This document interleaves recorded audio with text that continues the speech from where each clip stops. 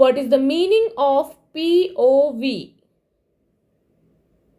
The meaning of POV is point of view, used especially in describing a method of shooting a scene or film that expresses the attitude of the director or writer toward the material or of a character in a scene. Sometimes POV means this is my point of view or in my opinion.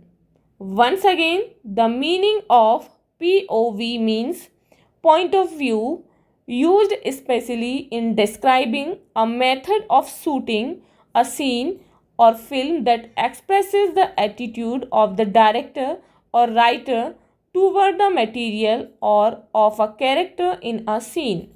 Sometimes POV means this is my point of view or in my opinion.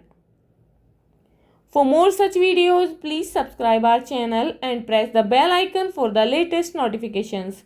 Thank you.